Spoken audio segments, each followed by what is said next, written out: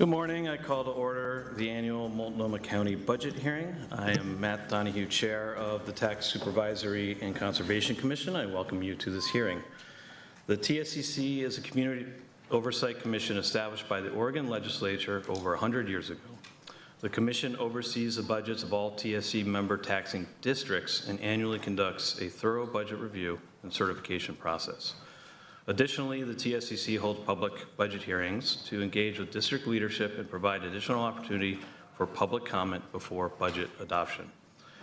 I will now ask my fellow commissioners and the staff to introduce themselves and state if they have any business relationships with the district that could be perceived as a conflict of interest. I'll start with Will down here. My name is Will Terry. I'm a former academic and professor at the University of Oregon and current economic consultant. I have no conflicts. My name is Rita Moore. This is my second year on TSCC. I'm a former policy analyst, former member of the PPS board, and I have no conflicts.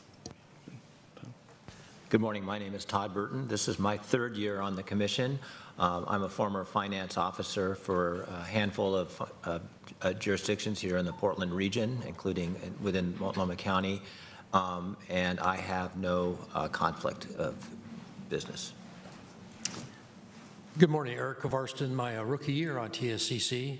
I worked in local government in Oregon throughout my career, including serving as city manager in Troutdale and city manager in Gresham, and I have no conflicts. Thank you. All right, let's give it up for Troutdale. Again, I'm Matt Donahue. My day job is as a municipal bond banker or financial advisor. My fifth year on the TSCC, and I don't have any conflicts with the county. Now I'd like to ask the representatives from the county to introduce themselves. Good morning, everyone. We really appreciate you being here today. I'm Jessica Vega-Peterson. I am the Multnomah County Chair, and I use she, her pronouns. Hi, my name is Megan Moyer. I'm a Multnomah County Commissioner in District 1, and I also use she, her pronouns. Good morning, everyone. My name is Nathan Vasquez, and I'm the District Attorney for Multnomah County.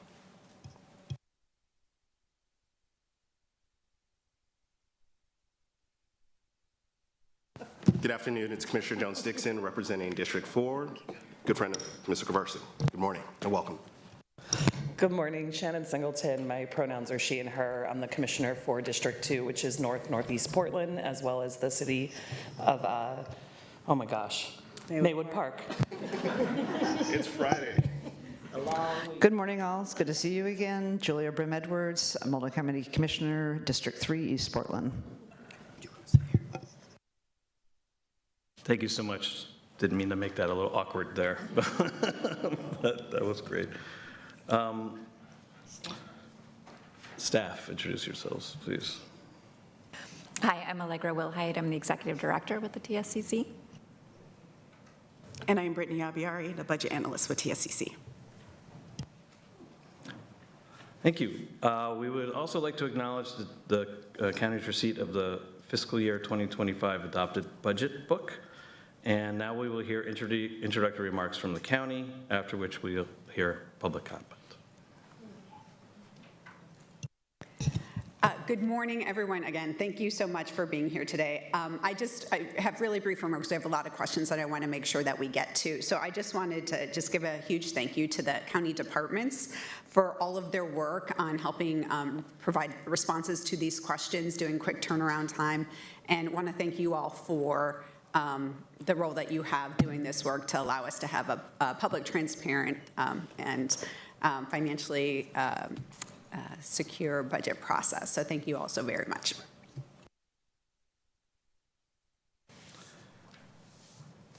Do we have anyone signed up for public comment? No, we do not have anyone signed up for public testimony today. Unless there is anyone here who hasn't had a chance to sign up, please indicate that you would like to speak. Seeing no one and no one online, no public testimony today. Okay, great. Yeah, we'll look forward to a robust discussion over the next hour and 20 minutes or so. And I have the first question. The county is now in the second year of its deflection program, which connects people to drug treatment and recovery services instead of facing arrest. The county has committed millions of dollars to operations as well as capital infrastructure for these efforts. We understand engagement in the program has been lower than hoped and want to know how the county is responding to this, and what do you think is a reasonable, attainable goal for the percentage of people completing the deflection program over the next year?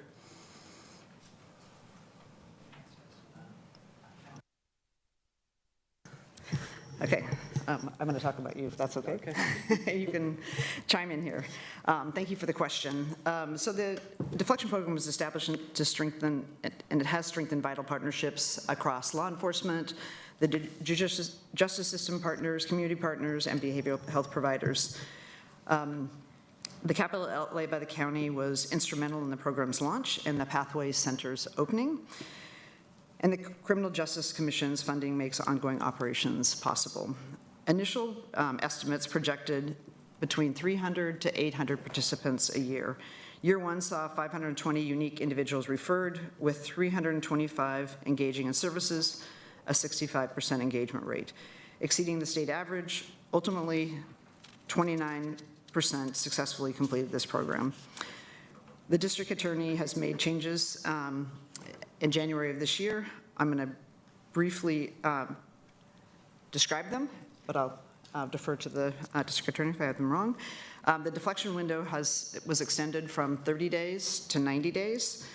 Another change now has officers submitting possession of a controlled substance-related cases to the district attorney for review. The DA will then hold those cases pending each individual's deflection completion status, with a warrant being issued for those who do not successfully complete the program. Successful completion has also been redefined as 5 follow-ups with a care coordinator or meaningful service engagement within 90 days. City camping ordinances violations were also added as a deflection-eligible offense in order to increase the program's reach. In addition, the County Commission had a very lengthy discussion, several work sessions about the definition of success, with the goal of working to create a definition of success that had meaningful engagement with treatment-related services. And so the County Commission recently took action to set this higher standard for deflection success. We also set some direction around the engagement of additional county services to support individuals who were being deflected for not just treatment-related services, but a whole host of other things that people potentially would need to be successfully completed. The Commission took that action. I was just checking before the meeting. Those changes have not yet been submitted to the CJC, which is required to approve them.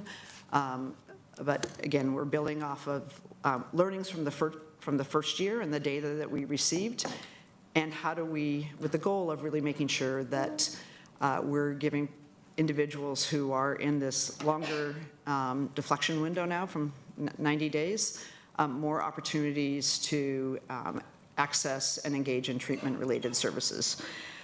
So again, we get the results in terms of the level of engagement, whether somebody's successfully completed on a quarterly basis, and we're hoping to see in year 2, having taken some of those learnings and the adjustments being made, of more people going through deflection with the goal of not just being deflected from jail and the criminal justice system, but being deflected into services that they need. Do you have anything you want to add? I would just say that the County Health Department has been a very collaborative partner in this process, and we've really built out a more robust meaning of what it is to meaningfully engage in treatment. And the whole goal and design is to help people with substance use disorder connect with treatment providers that are other county funds that are out there, and to make the most effective and efficient use of that to help people live healthy and sober lifestyles.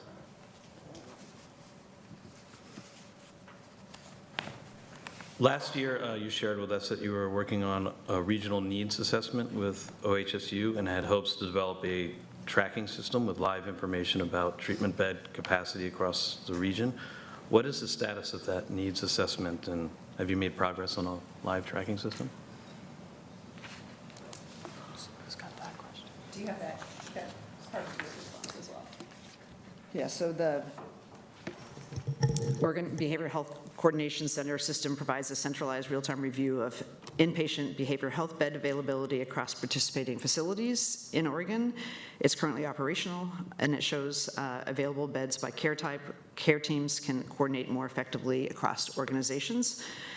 Multnomah County provided funding to OBCC that allowed the prioritization of withdrawal management and substance use disorder residential treatment providers in the system development, supplementing funding from the state. As of May 1st, 70% of the substance use disorder residential services beds and 76% of withdrawal managed beds in the states are included in the system, which is a fairly high rate.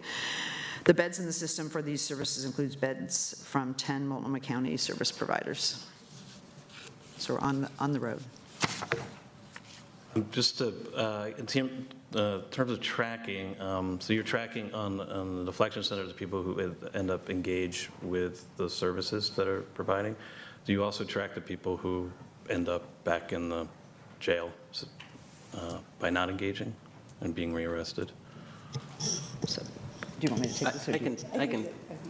I can take that one. So that's a part of our data process, and I would say that the overall deflection program has a very robust data team that collaborates across different agencies to make sure that we're looking at all different kind of levels of engagement, what happens when there are individuals that need additional supports, and then, of course, all of the different dynamics that may be leading to someone's coming into contact with the deflection center. So it is a very robust data team, and we are tracking that very closely.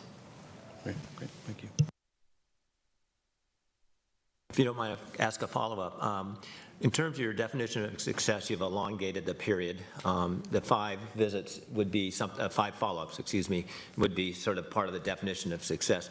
I have a two-part question. One, is that a new number? Is that a number higher or lower than when you started? And also, as you completed your first year, did you look at other peer municipalities that have maybe going through the same thing and learn some lessons from them as well to take to this program? Yes, so I'm happy to take that question. So yes, that is a higher number than when we started with, and I think we're going to see how that works in terms of best practices and people's ability to engage at that level, as part of the data work that we're doing. And then in terms of the first year, so there was, the CJC is, and we also have folks that we're working with at PSU and OHSU for the best practices around deflection practices. There's learnings from the first year document that the state has put together, unfortunately, and we will use that, I think, to help as we expand the program and make changes to the program. But some of that data wasn't available, immediately. Like, for instance, this spring when we were looking at that, the report was delayed a little bit from the state level. So we're continuing to look at what other peer counties are doing in Oregon and working with the CJC and some of our academic partners to make sure that the changes that we're making are around best practices and going to be delivering the best results. I think one important distinction that the commission made when they acted was to be specific about treatment-related service. So it wasn't just we know many people who are deflected need a whole host of other services, but the commission, when it acted, really was zeroing in on to be clear that treatment-related services were one of those services, not everything else. The other ones were important, and again, that's why, as part of the commission action, it was related to deflection, but also bringing in other county services that people needed. So that was one change. And I think on just the 5, so we did look at other counties, and they had a variety of different metrics. One of our overriding principles or values was like recovery is a journey. And for one person, it may be 5. For another person, it may be 20. So again, I think we're going to learn something. I think we set a standard of what we thought would fit the definition of meaningful engagement in treatment to, again, be deflected from the criminal justice system, but knowing that everybody is different. And the other thing I think that was important, and this doesn't necessarily have to do with the individuals in deflection, but that we, as a county, needed to make sure that those services were available. So we could say you're going to be deflected and you need to engage in treatment services, but frankly, if somebody goes and stands in line to try and get into withdrawal management at 7 in the morning and they can't get in, that's not on them. That's on the county and our system of care. So we tried to pay attention to both sides of things. So again, I think we're learning and hopefully we'll be continuing to evolve, really with the goal is deflecting people, not necessarily from the criminal justice system, but deflecting them into their path to recovery.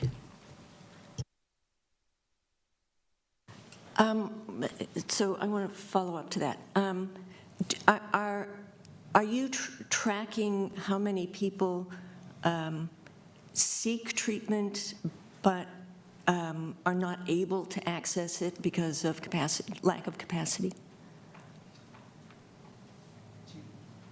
Staff, that you want to? So what we track if people have been referred to a service, and then if they were successful in being able to access that service or not. And I'm not sure if the reason, if they did not track it, or if they did not access it is tracked or not. But I will say that there is a lot of communication that happens between the providers that are making the referral, the case management who are working with folks who have been deflected and where they're being referred, and making sure that they're making warm handoffs or connections in a really in a way that leads to the most successful outcomes as possible, right? So trying to help with transportation and some of these other things. But we do know that there is a lack of resources for folks, right? So this is a door that people are going through, and what's on the other side of the door can be limited. So that is, we're continuing to have the conversation with our partners in terms of access to more services. I think that's one of the reasons why our permanent sobering and crisis stabilization service that the county is building, that we are going to be opening in 2027, is going to be important, because that will provide 24-hour-a-day withdrawal management services and crisis stabilization and sobering services that will provide more options for folks. Since we have added sobering services at our temporary pathway center where deflection is taking place, that has actually been which is sobering, which is already offered 24/7. That has actually been a really nice resource to have for people who are coming in for deflection and being able to take advantage of those services. Okay, so just to put a fine point on it, as I understand it, so you're not specifically tracking like the percentage of people who seek to engage but are unable to because of lack of capacity? Yeah, we'll find it. I mean, we'll be able to I'll get back to you with more information on exactly what is being tracked on there. Okay. Yeah. I'm just going to speak from the commission standpoint, is that we're very interested in making sure that we weren't just having a referral and like checking the box like we referred somebody, but how do we have the warm handoff? And during the commission's work sessions, the Deflection Center team and some of the providers provided or shared how they're working to have more warm handoff so that people are actually engaging.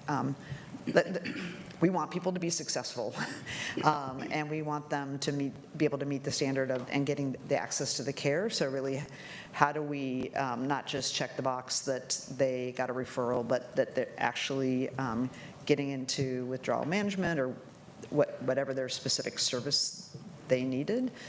And to the chair's point, when we have the permanent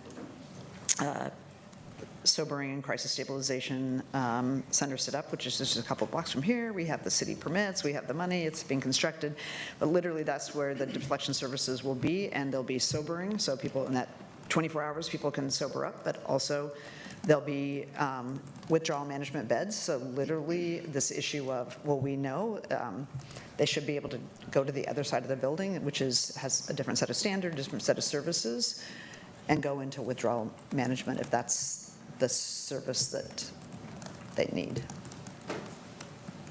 Okay. Okay, continuing on the topic of deflection services, this question is for the District Attorney's Office.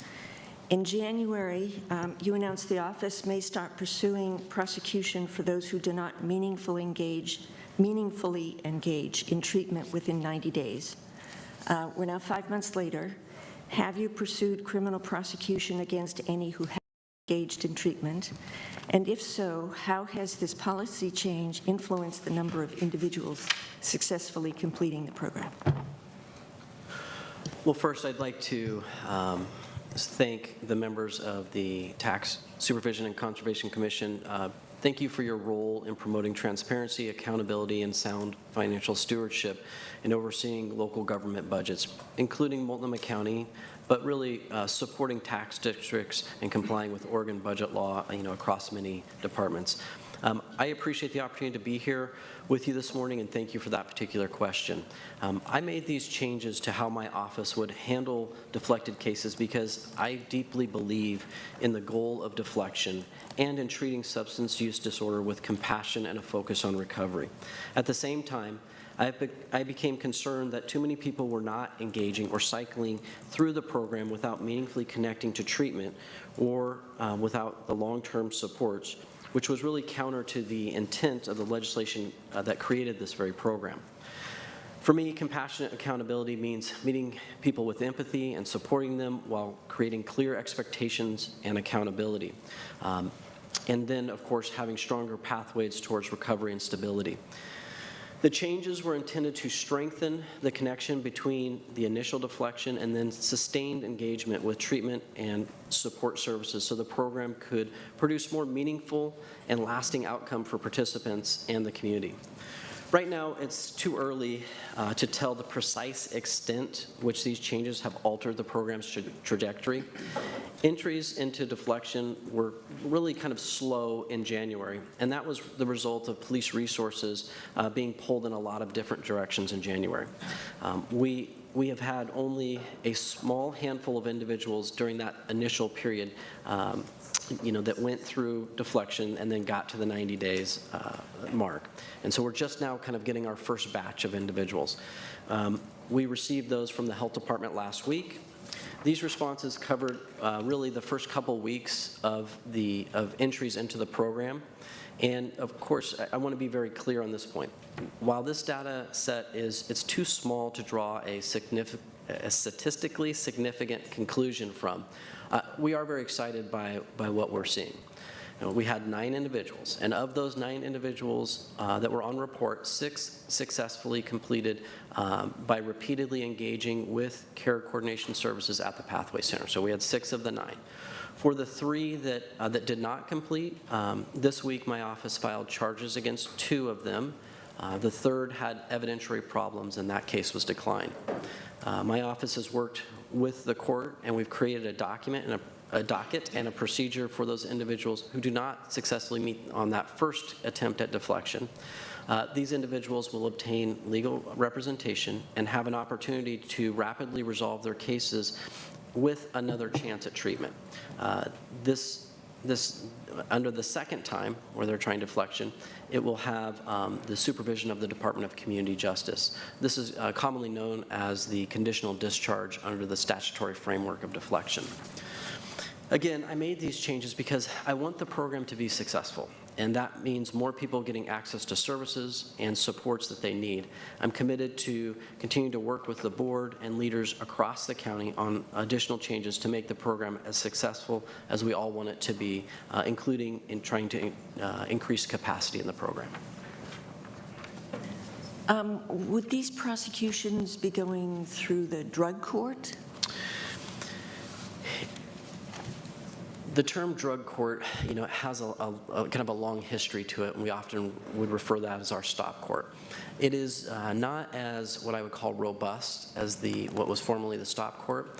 This is a specialized docket. It will have it's very prescribed by statute under the conditional discharge, but it will have some of those kind of elements in that there's more supervision, more of an opportunity to really work with an individual to make sure that they're following through on their treatment. So I always hesitate to say it will be drug court.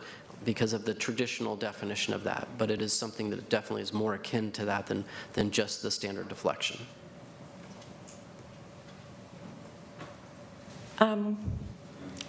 So what I'm hearing is the definition of successful completion of deflection has been refined, changed to some degree. But the ultimate goal, apparently, the words that are being used, is meaningfully engage. Are you concerned that having meaningful engagement as the sort of the standard for prosecution is a little vague? I mean, are you concerned about any grounds for appeal, for example, Sure. based on a relatively vague definition of expected behavior? I'm not concerned, and I appreciate the question. It is a very valid, good question to really, when we analyze this. There's been a lot of work that's put into kind of putting out that standard. The program is very much designed to be flexible, to work with individuals, because it recognizes, and my office recognizes, that there are many pathways to treatment. At the same time, a lot of what we're talking about is when individuals are not completing, they're just simply walking away, and they're not making any engagement attempts at all.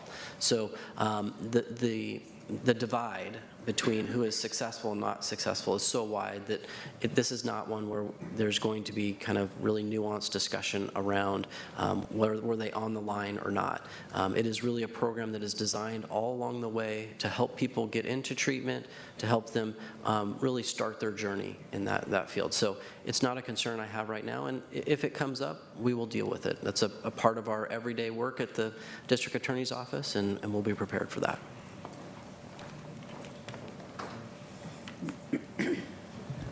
Thank you. This is a question that Commissioner Brim Edwards addressed to some extent about the Crisis Stabilization Center.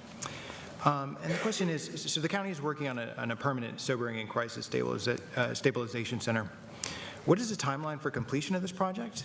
And what ongoing sources of revenue has the county identified to pay for deflection services and for ongoing maintenance and operating costs of this new facility? Sure.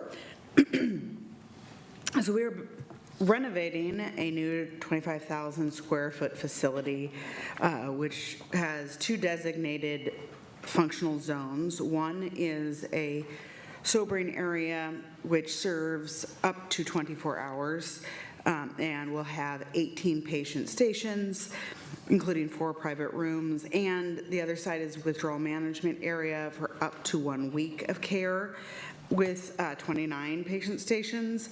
This has been a multi-year project, which is currently in construction. Construction is expected through September 2027, concluding with the certificate of occupancy, at which time our designated contractor, Community Bridges, Inc., will be moving in, and we expect to open the facility at the end of the fall of 2027.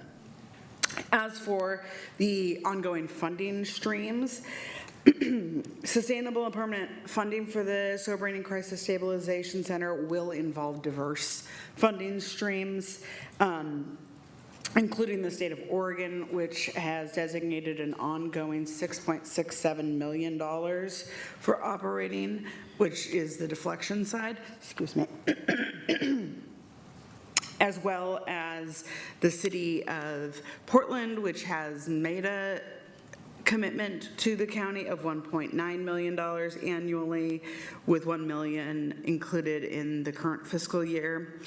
The facility is also going to be able to provide services that are both Medicaid and private insurance eligible, such as the withdrawal management services, medically assisted treatment, and other medical services to be provided on site. May I ask, is there a sense that, I think I heard that there were 18 stations for up to 24-hour and 29 stations for longer treatment. Is there a sense whether or not that'll be sufficient to meet the need, or do you have an idea about that? Yeah, I mean, honestly, one of the things that was a big conversation when we approved moving forward with construction was, are we building the right mix of services? And intentionally, we had a robust conversation about how flexible the space is that we are building. And I think that there is a certain level of unknown because this is something new.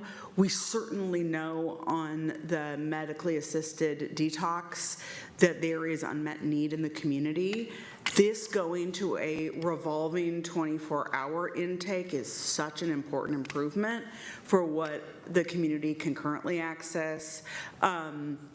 Will that lead, will we be over or under?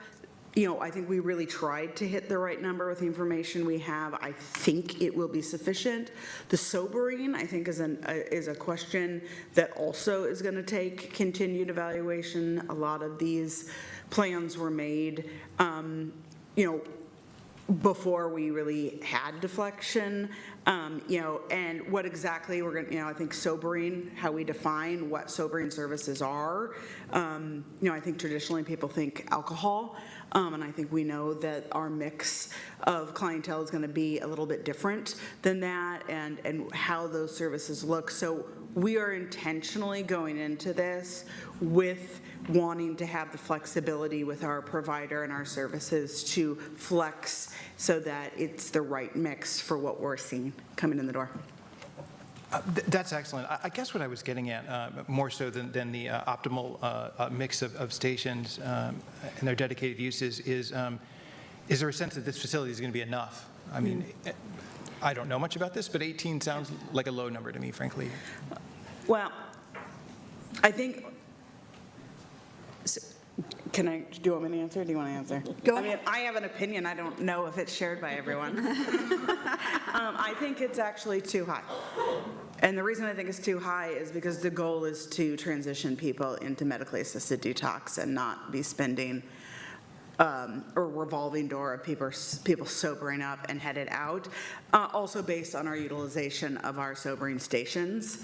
But I think there's flexibility with those beds that that is really helpful for our system, where we may have somebody who has finished their medically assisted detox, and yet we need 12 hours before we can help them transition to potentially inpatient treatment or the next level of care in their service. And those beds can have that level of flexibility, but truthfully, based on our current sobering usage, I'm not concerned that it's too little. I'm concerned it's too much.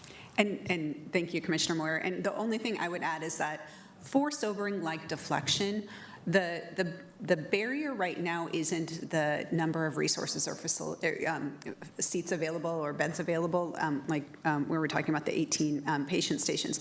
It really is the avenues of getting people into the door. And so when deflection was first set up in Multnomah County, there are 6 different models of deflection nationally, and only one of those is like law enforcement only connection to deflection services. And so what we've done over the past, year and a half is look at how we can widen that door and have it not just be law enforcement that is able to bring people into the resources that we've built here at the county, but outreach workers who are working on a daily basis with that same population. Other folks, other types like PSR, for instance, Portland Street Response. So we are in active conversations with our partners at the city and in the community about ways that we can really make sure that we are making those connections from the population that needs those services to the resources that we've built for them.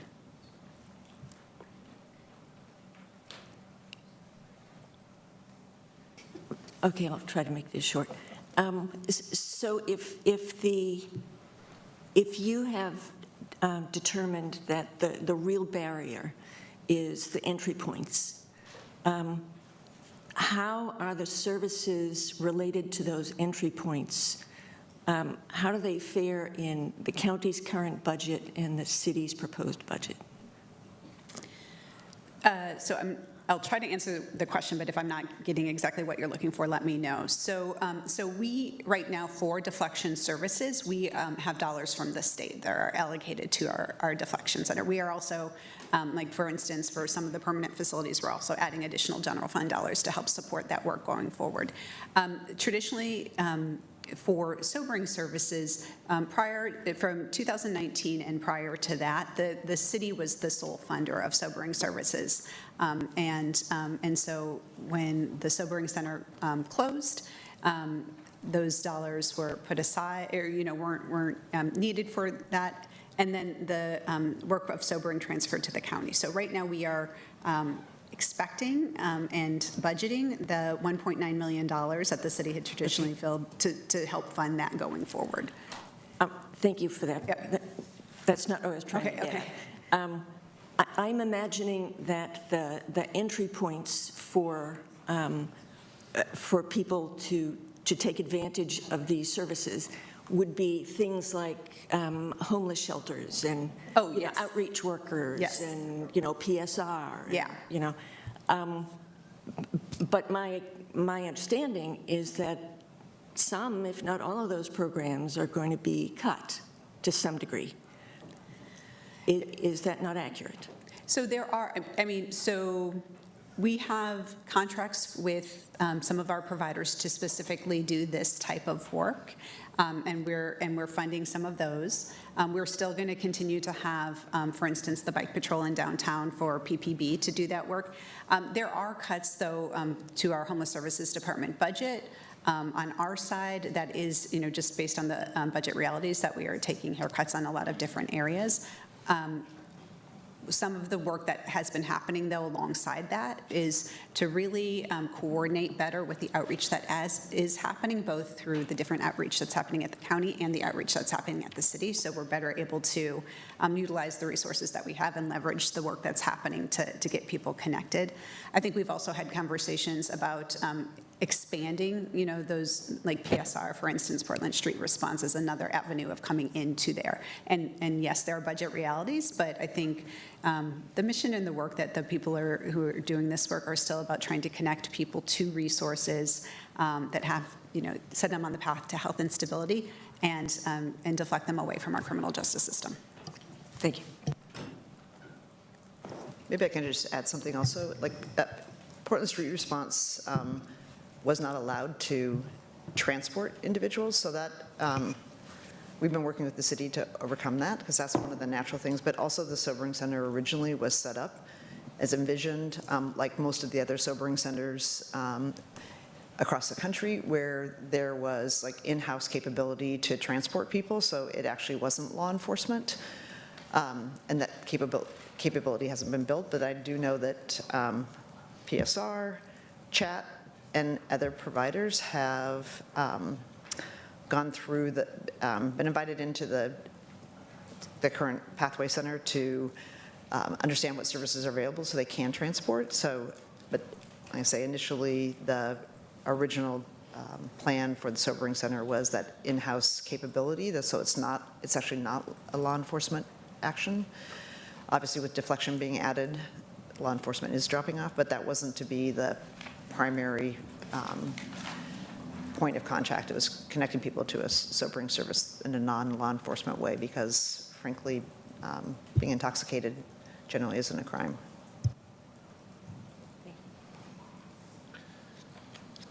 So I guess I can probably fairly consider myself a fairly engaged citizen in local government, being on the TSCC, but I still get confused about who does what in these types of area. So can you please clarify the specific roles and responsibilities of the county versus the city in delivering homeless services? Thank you for this question. I'm laughing a little bit because I talk about it all the time. It's something I care deeply about, not just as a commissioner, but someone who has spent a career in this system, both from doing outreach work, running shelter, transitional housing, working at the city, and working at the county. it's part of why I convened some city councilors to have this very conversation of what are the different roles and responsibilities and how can we create it as a continuum to make sure that folks are getting the help that they need. We have some graphics I think you all were just handed, and this is really current thinking on roles and responsibilities. This is something that the Homeless Response System team recently used in a presentation in our joint work session as County Board of Commissioners with the City of Portland City Council.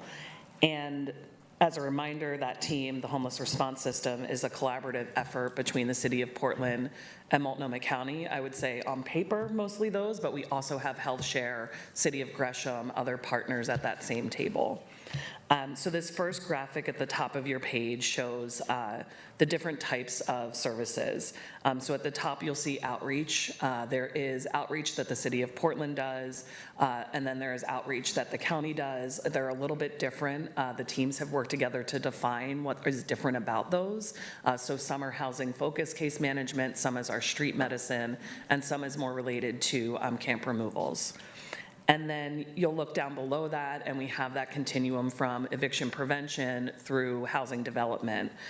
So there are eviction prevention services that both the county and the city do. You can see the orange boxes are city, the blue is county.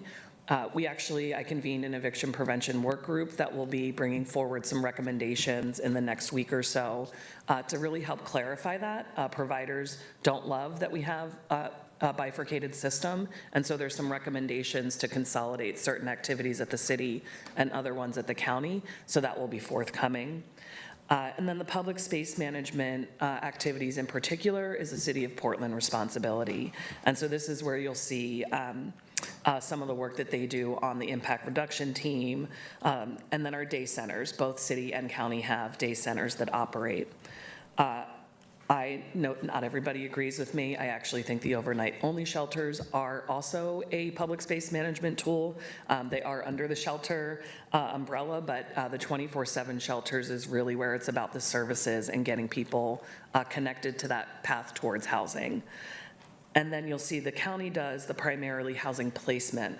So moving folks into housing, whether that's transitional recovery spaces, permanent housing. We have both permanent supportive housing as well as rapid rehousing.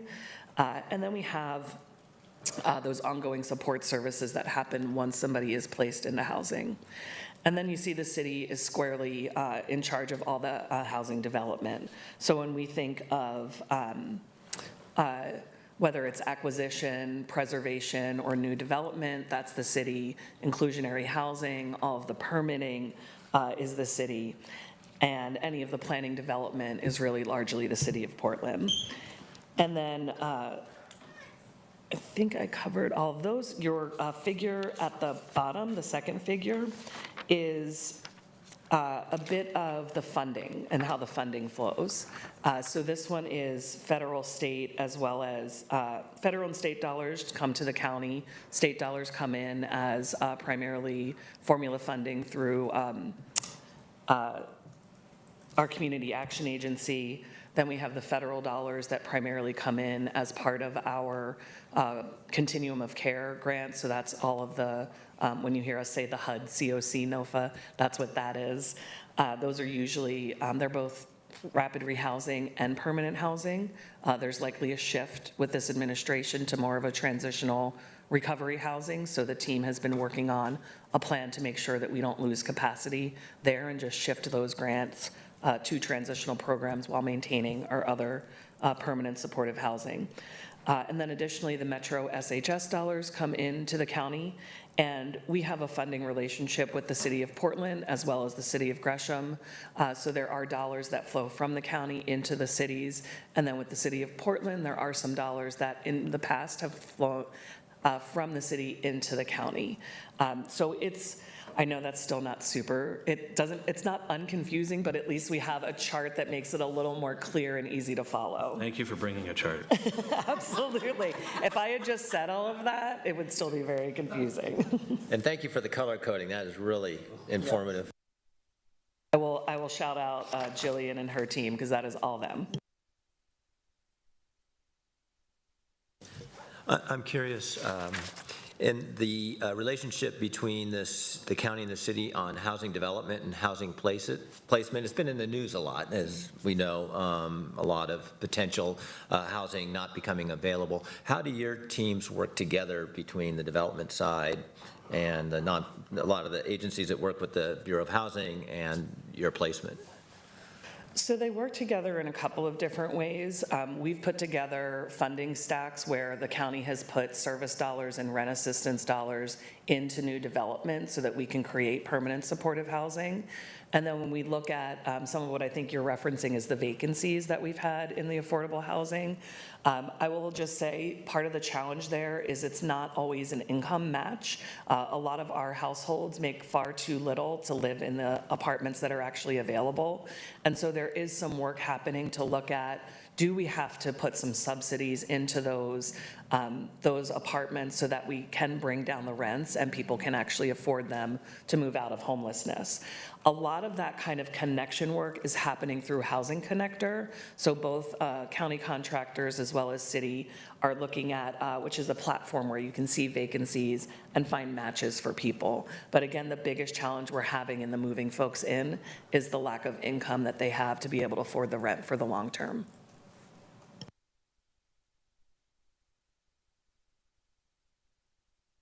We'll ask. The county's budget message highlights a decline in downtown commercial property values and its resulting drag on revenue growth from property taxes. Based on your most recent economic modeling, do you anticipate that the worst of the commercial value corrections is behind us? And what trends are you expecting for property tax revenue in the coming years? Great, I'll take this question. So our latest county property tax forecast assumes that downtown commercial property values are going to hit a bottom in this fiscal year 27. This doesn't presume that the values are going to recover, but rather that the values have fallen by so much that they cannot go much lower, especially for large downtown office buildings. Going forward, we're expecting to see property tax revenue growth to grow slowly at about 3.2 to 3.25% per year. And once the declining commercial property values work their way through the systems, then we are going to be left back with the normally function of Oregon's constitutionally constrained property tax system, which I'm sure you've heard about from a lot of the local governments that you've talked to in your work. Recently, our property tax growth has been higher than usual due to the end of several large urban renewal areas rolling off. But the last one is going to close out and return its value to the tax rolls in FY27, so we're kind of at the end of that impact. Development in the county is also much lower than what we experienced in the late 2010s, and permitting data from the city of Portland suggests that development is not going to increase in the near future, and so that definitely has a drag factor on the growth of our property tax revenues. Because without the robust development and redevelopment, the taxable value of most properties in the county is only going to grow by that 3% because of Measure 5 and Measure 50. Given that property taxes make up about 2/3 of our discretionary general fund revenue, and that our expenses grow each year on average of about 4% or more, this is the primary explanation for expected deficits that we're going to be seeing in these out years. Thank you, Chair. I think you were actually alluding to my next sort of follow-up question. We're also interested in the other side of the ledger. So on the expense side of the budget deficit, personnel costs are a challenge for all districts, in addition to the cost of living and merit increases. PERS and health benefits are often escalating faster than revenues. What cost trends are you seeing with PERS and with health benefits in particular? And what work have you done to keep these increases low? And what are your expectations for the future? Yeah, I have to start out with this answer by giving a huge shout out to our county's finance teams and budgeting teams. And not just the ones that are here now, but the ones that have been in place over the last several decades, because the county has for a long time engaged in long-term strategies to actively manage its PERS liability. The county strives to find creative ways to turn one-time resources into long-term or ongoing savings. And that has included investing more in capital projects up front in order to avoid long-term debt costs and obligations, and by funding 5 different PERS side accounts. These side accounts currently buy down the county's PERS rates by about 3.25%. And so while many jurisdictions in Oregon are still experiencing ever-increasing PERS rates, with the contribution of our side accounts, the county has reached its long-term PERS rates. Our PERS rates could still go up if the PERS system investments come in below expectations, so that's something that we always keep an eye on. We're expecting our PERS rates to go up by a little more than 1% at the start of the new biennium, but the county is no longer in a position where our rates are going to go up by 4% every biennium. The county has also seen steady increases in healthcare benefit plan costs for both our employee HMO and PPO plans, with an average yearly growth rate of approximately 6% over the last 5 fiscal years. That rate of growth aligns with historical industry averages, but is slightly lower for industry estimates in 2026 of 6.7%, so we're a little below the average there. Healthcare costs have steadily increased in the industry, and we expect that trend to continue with inflationary trends that we're seeing. I will say Multnomah County is very committed to the health and well-being of our community and our employees, but we are very proactive to analyze healthcare benefit trends and mitigate cost growth where possible. For example, looking at reducing emergency visit and pharmacy drug costs. Good morning. Yeah, thank you. The budget sets aside $10 billion in one-time funds to increase shelter efficiency and ensure that more people move into housing after exiting a shelter. We're interested in what these dollars will fund that wasn't funded before, and how much of that money goes directly to rent assistance versus supportive services. Yes, so I will take that one too. So, this is, I'm sure you've heard the news about the shelter beds that are coming offline next year because of budget reasons, and the city just announced theirs this week too. To ensure that as many people as possible can access shelter despite fewer units in bed, we are going to need to free up beds more often by increasing that flow of people through shelter and into housing and other positive exits. Our recent analysis shows the best predictor of success in exits to housing is access to rent assistance. So our base level of funding for placements out of shelter without this proposed $10 million increase will not do enough on its own to increase our exits from shelter to housing. Rapid rehousing provides up to 25 months of assistance and case management at an estimated cost of $13,000 per household for staffing, support services, and rent. The one-time investment of $10 million funds 770 additional placements beyond the 499 units within the department's base budget, and that's in Program Offer 30302A. The supplemental funding increases the system's capacity to support housing outcomes, shifting the projected shelter to housing exit rate from 22% to 30%. That, combined with a focus on case management and encouraging other positive exits, this funding will facilitate faster and more stable movement through shelter to someone's next step. This efficiency frees up shelter capacity more quickly and allows the system to accommodate a greater number of people. Within set outcomes and budget parameters, specific amounts for rent and social support services are determined on a by-household basis. Thank you, Chair. What are the thoughts about next year when that one-time money is gone? So, I think that we all should be thinking about this year as a transition year when we talk about our homelessness response system and the continuum of services that we offer, right?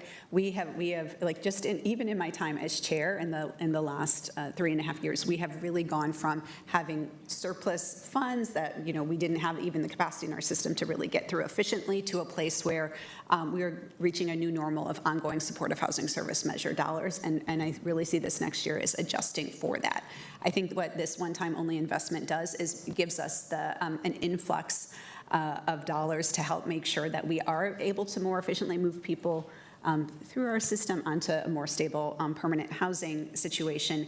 And then I think once we have proven that these dollars work, I think with the next budget, it's going to be, again, right-sizing the investments across that continuum to make sure that we continue to fund the system in a way that provides it the most efficiency of getting people off the streets, out of shelter, and into housing.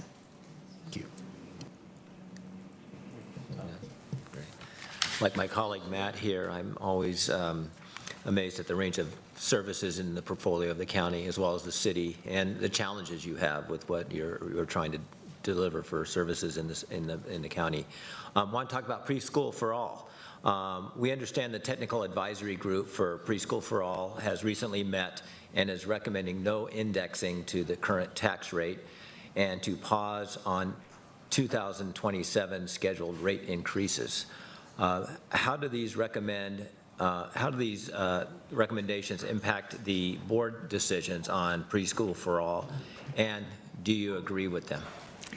So I think if you asked the 5 people on our commission what their thoughts were on this, like, you would probably get 5 different answers. So I will answer for me.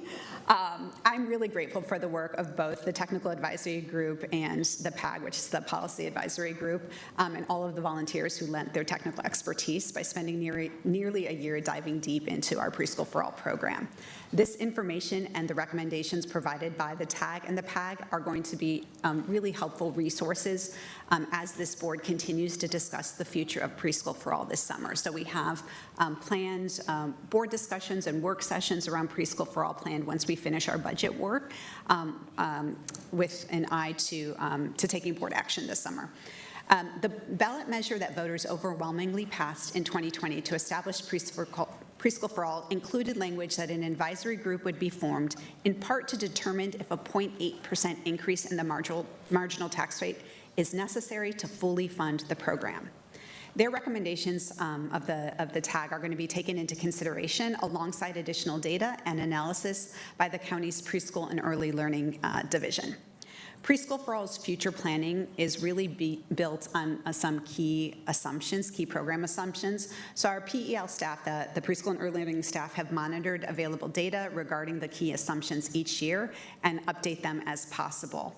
So with support from this board, the TAG and the PAG, Multnomah County's Preschool and Early Learning team has been engaged in gathering additional data and conducting additional analysis, including an updated population forecast, because the number of seats that we need and the cost of each seat is really the biggest driver for the cost of the program, and so that population forecast data is going to be really important. They're also doing a true cost of care study and a gap analysis to inform key assumptions that go into program planning. So based on currently available data, the program believes that available and projected resources will allow for the continuation of current operations, even if the TAG recommendations were approved by the board this summer. The program will continue to monitor forecasts and review findings from the current ongoing reports and population estimates to ensure program operational health and sustainability. We owe that to the voters. If projections or available data become available that shifts these key assumptions on program viability, these issues will be raised immediately to the Multnomah County Chair and the Board of Commissioners. Overall, the TAG's recommendations are going to inform the board's summer policy timelining, leading to an August decision. We will have 3 board work sessions in June and July to discuss additional data and requests for information that have come from the board. And then formal votes on any PFA tax policy are scheduled for late August. So if I understand this correctly, the TAG are just recommendations right now. It's status quo. There will be cost increases to the tax rates unless the board makes a different decision when you deliberate this over the summer. That's right. That tax escalator is built into the ballot measure language that was passed, and so, but the board does have the authority to make a different decision. A couple of years ago, there was a decision made, for instance, to postpone raising the tax because, again, the data at the time showed it wasn't necessary to fully fund that program. So those are, we'll have much more additional data this summer to be able to. So then we'll find out if you agree with them. Yes. Our second part of our question. They will find out. Is that done for my follow-up? So I have a follow-up question. We talked last year about this program, and one of the barriers was, and you're seeing increased enrollment right now, which is laudable. That's good news. But you had several challenges that you discussed last year, which included staffing, leadership, location siting, credentialing. It sounds like you've made some progress in that area. Can you just comment on how that's going, and do you see that those challenges as resolved, or is it going to be an ongoing effort on the part of the county to continue to confront those kinds of issues? Yeah, and again, I have to give such great kudos to our Department of County Human Services and the preschool and early learning division teams for really, leaning into this work and really tackling some of the challenges that we were seeing and that we were hearing from providers, as well as the work of the board this year to address those challenges. So we are expecting that Preschool for All will allocate over 7,000 seats in fiscal year 26-27, starting this fall. That is incredibly exciting progress. That is even higher than both the Preschool for All's original goal, which for that this next school year was 6,500 to 7,000 seats, and the adjusted post-COVID goal, which was 4,500 seats. Preschool for All has also exceeded its post-COVID growth goals each year since the program began. So there are 4 key factors that enable Preschool for All to grow. 1, qualified providers who request Preschool for All seats. 2, highly skilled educators to teach children. 3, facilities where children can learn in safe and supportive environments. And families who want to send their children to Preschool for All sites. And I will say we have made progress in each of those areas. For an example, to enable Preschool for All's largest annual growth to date, PEL had to work flexibly to enable providers to participate. PEL removed barriers to allow newer providers to join PFA. And Preschool and Early Learning also extended the facility's readiness deadline to April 15th. And that was one of the challenges, was that sometimes it was permitting or that was holding up getting licensing. And so being more flexible with that date allowed newer facilities to get those things in line so that they could be awarded a Preschool for All seat for the fall. Attaining and meeting insurance requirements also has been a frequent barrier to provider participation. So this year, PEL was able to secure a pooled insurance options for providers, which greatly lowered the required insurance costs. And finally, PEL also worked collaboratively with providers to determine seat allocation amounts. This flexibility and true partnership is a large reason our program achieved such growth for FY26 and 27. And then additionally, the growth is driven by some of our existing providers. 28% of the existing Preschool for All business owners are expanding to at least 1 new location in fiscal year 27. And that is due in part to the stable and timely funding that Preschool for All provides, as well as the financial support provided through the program's Facility Funds program. To date, the Facilities Fund has invested $21.3 million in grants and $7.8 million in loans for a total investment of $29.1 million. And that funding has been critical in helping preschool providers improve their existing spaces and create brand new seats in the community. And I will just add that I think, we are now at a point with the program where instead of talking about, the need to grow more seats and more seats, now it's really getting the message out to families that these seats are available for you, these seats are ready to welcome children and to take advantage of the program. Thank you. And we had another question, but I think I'm going to ask that we put that in writing. We wanted to ask about the demographic participation within Preschool for All, but not to hit you with that now. Maybe we could follow up with that question, Allegra, in writing. Thank you. Absolutely, and that is something that we do track, so we'll be happy to get you that information.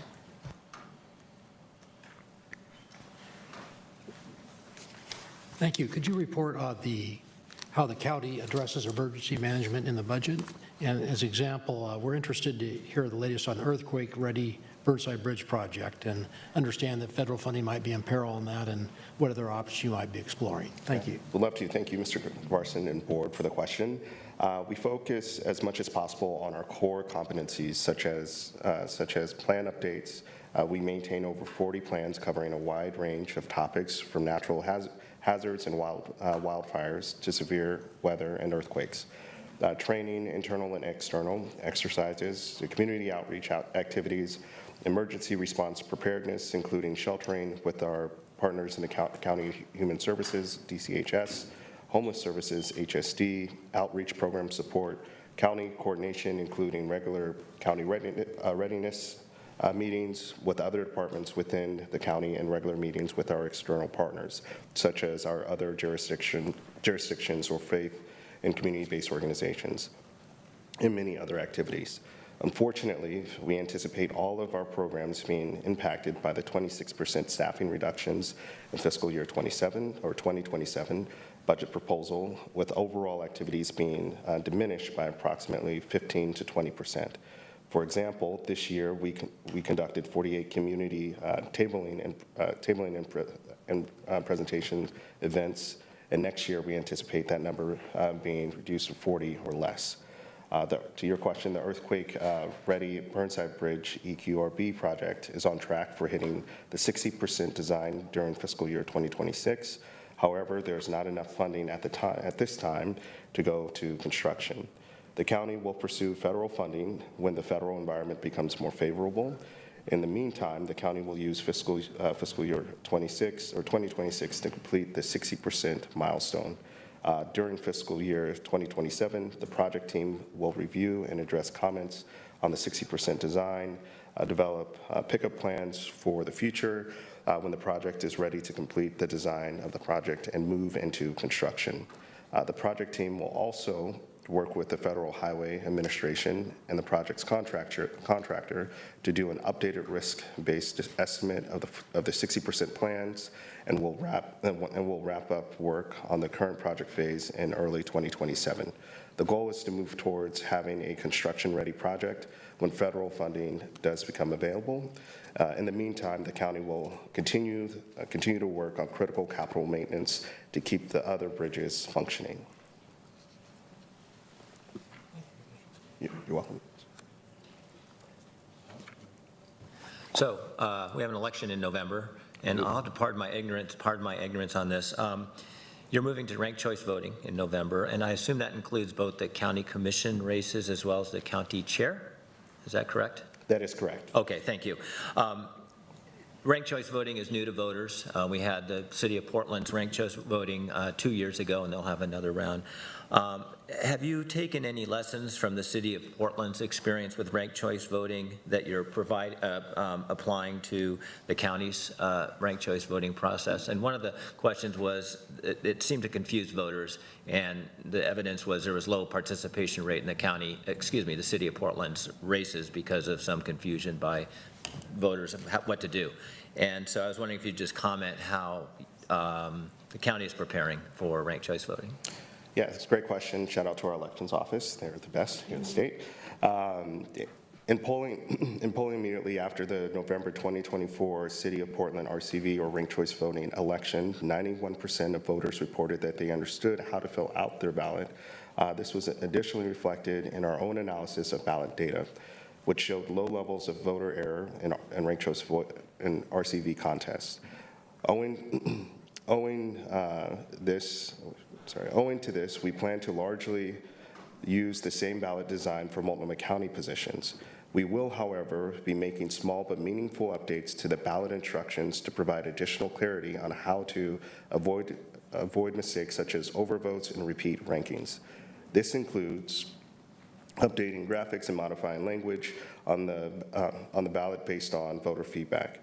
Based on our analysis of turnout, voting errors, and awareness and understanding in RCV, we found voter education efforts were insufficient in City of Portland, District 1, East Portland, and with voters of color.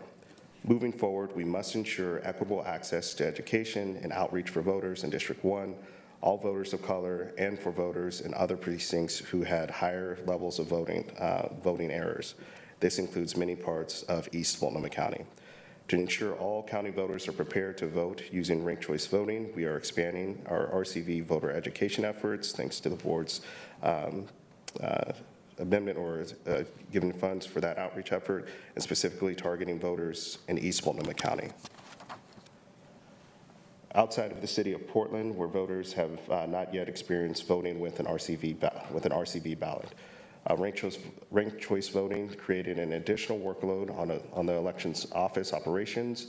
Integrating the new RCV system posed technical and staffing hurdles throughout the process, from managing a high volume of voter calls, a little over 14,000 in the 3 weeks preceding Election Day, to counting over 751,000 ballot pages, including RCV ballots.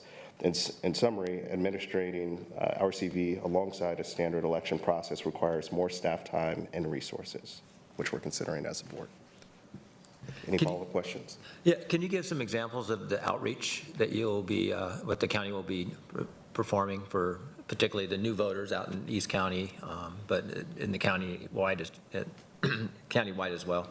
Yes, definitely. We set aside, I believe it was $100,000, and we selected 5 different community-based organizations to go out and provide just engagement and voter education in East Multnomah County specifically. And that'll be taking place between now and, I assume, November. I recall correctly, you could roll out, you had like a cartoon for the last time for the city. Yes, and I'm pretty sure the board will be fully engaged in that process too, as far as activities in supporting the work and efforts. No, Yeah. great. Rita, good time for yours. This budget includes money to implement recommendations from the Ambulance Service Assessment Plan. What are some examples of these recommendations, and what changes do you expect the community to see as a result?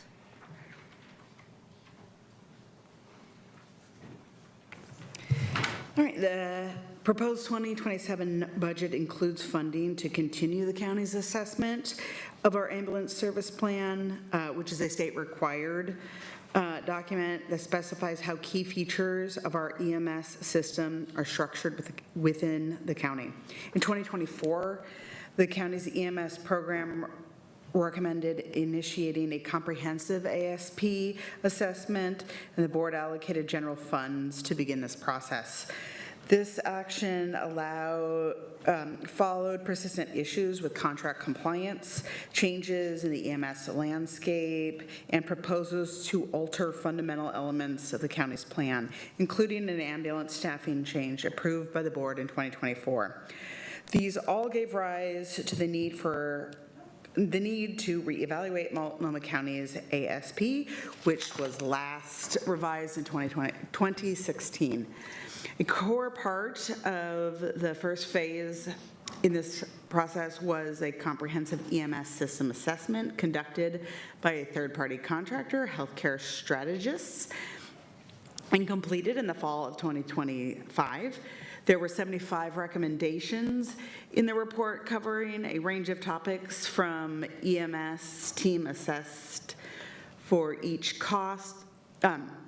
for cost, feasibility, and impact. Last month, the Board of County Commissioners was briefed on recommendations with a focus on 6 pillars of our EMS system. Recommendations range from small-scale, focused changes to large systematic changes. One example of a recommendation from the report is to address the computer-aided dispatch, or CAD, system and patient care record in interoperability, that's a word, as some of these systems are siloed from one another. Another example recommendation is continue the hybrid ambulance staffing paramedic EMT model and create a small cadre of advanced care paramedics for high acuity calls. The goal of the recommended changes is to improve system stability and the delivery of timely, quality EMS care. The ASP assessment process is a multi-year timeline with 6 phases that will conclude in by September 1, 2028. The FY 2027 budget includes a one-time offer to continue the ASP reassessment process, but does not include money to implement any specific recommendations, as those are pursuant to board adoption and Oregon Health Authority approval of a revised ASP. The next milestone in the process are the board work session on a draft ASP on August 11th, followed by the proposed adoption of an ordinance on September 3rd and submission to the Oregon Health Authority. May I ask a follow-up? Just a quick follow-up. So last year we talked about staffing, AMR, paramedic shortage in particular. Have you seen any improvement in their ability to staff with paramedic and EMT? Yes, so we have seen some improvement with the ability to staff and respond because of the hybrid model, and I think that's one of the reasons why the continuation of that hybrid model was a recommendation in the assessment that we have seen so far. So Response time has improved because of the staffing, different arrangement. Has AMR been successful in recruiting more, particularly paramedics, to just their ranks, or do you know? So there has been improvements in response time. They're still not quite up to the contract level, but I think our focus right now is really on making sure that we're providing the services that people need in a timely way that they need them, and that we're not seeing negative impacts to medical outcomes from people who are receiving ambulance services. Based on the conversations we've had on AMR, this hybrid model has allowed them to bring in to do some more hiring, especially with the EMTs, and because that is a nice entryway into the system. There is still, though, the ongoing need for dual paramedic teams and paramedics, and again, that the recommendation on setting up a cadre of high acuity responders for things like gunshot wounds or cardiac events is a way to make sure that we're continuing to provide that medical care. Yeah, and to build off of what the chair has mentioned, out in East Multnomah County, both the fire department and the providers have said there's been a significant change, and then hearing directly from AMR's management team that there's such short of paramedics, but they are making a good faith effort as far as creating pathways, as the chair mentioned, as far as EMT to paramedics. So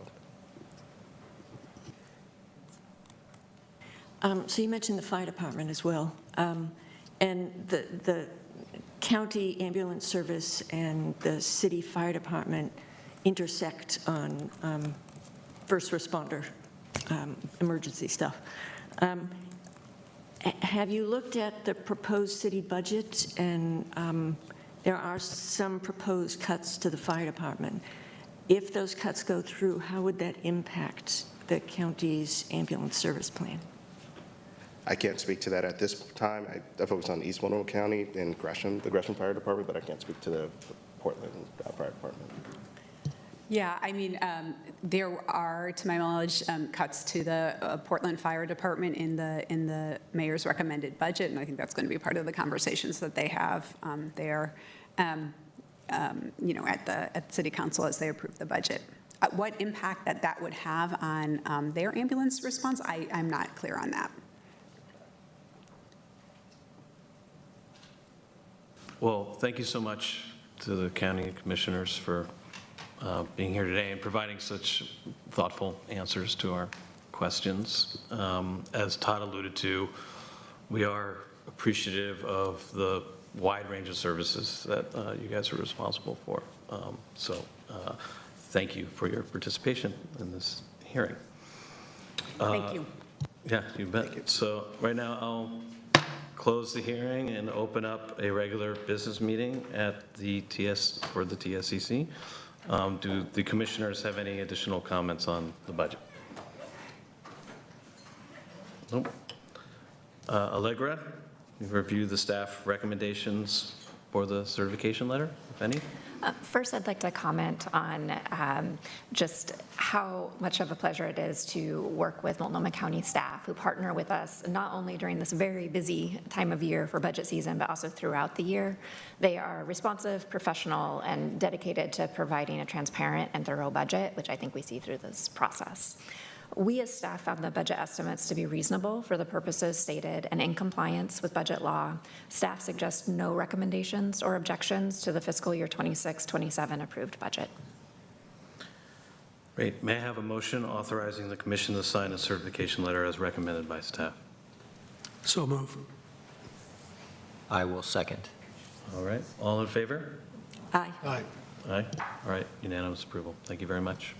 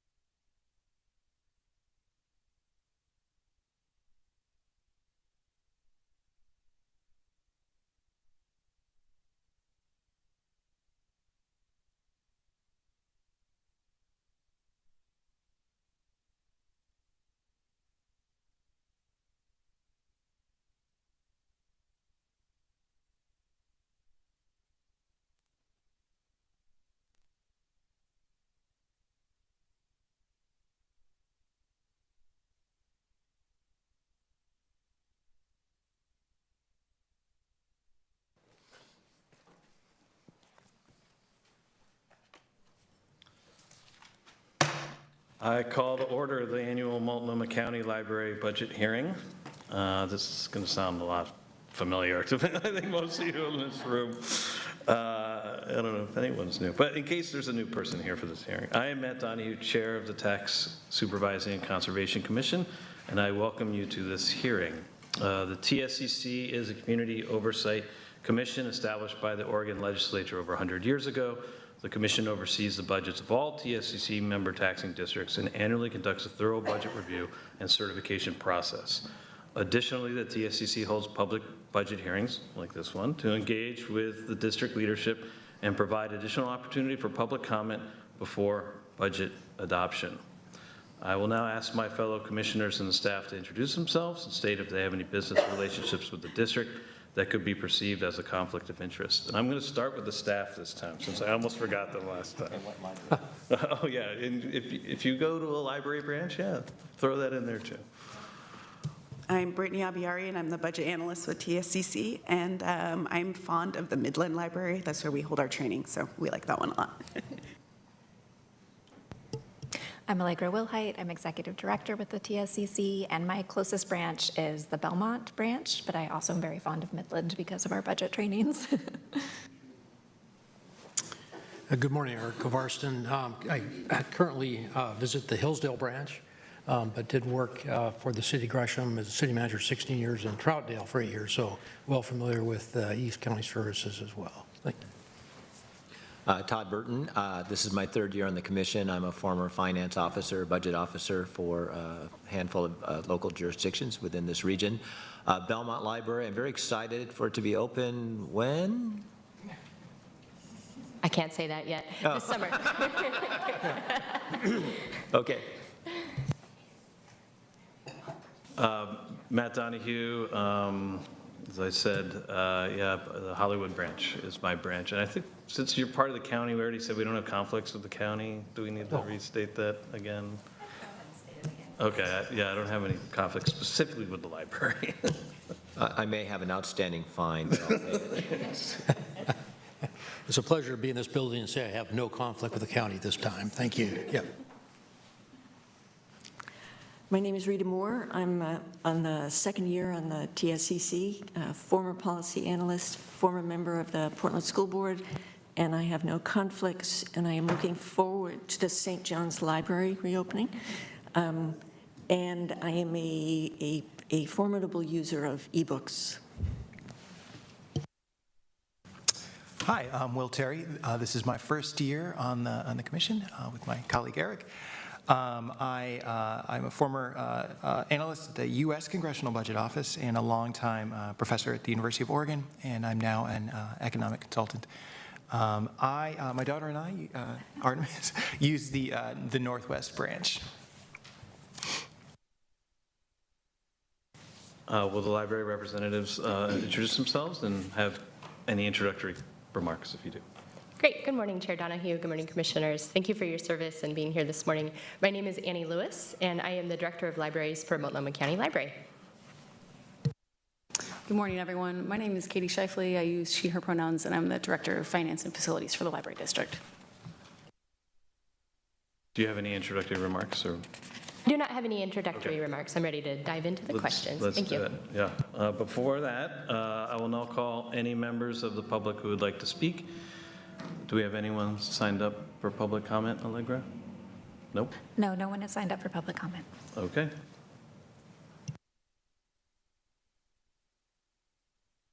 Yeah, good. Sure, thank you very much, Chair. Again, good morning. As I mentioned, I spent some time out in East County. I want to give you a hearty congratulations on the big day tomorrow. I can fully appreciate the impact and the lasting legacy that facility will be. So again, I think on behalf of all the commissioners, our hearty congratulations.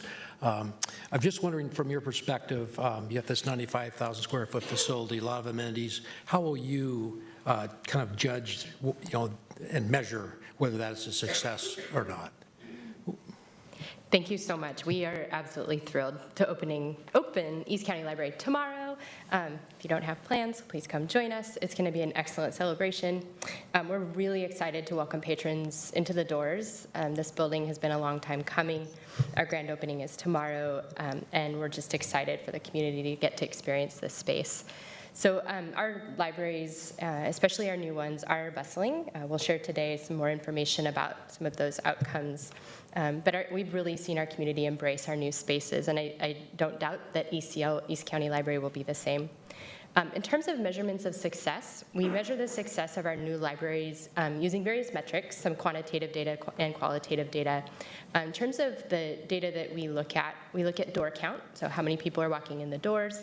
We look at community room usage, and now we have an online reservation system that allows us to better track usage of community rooms.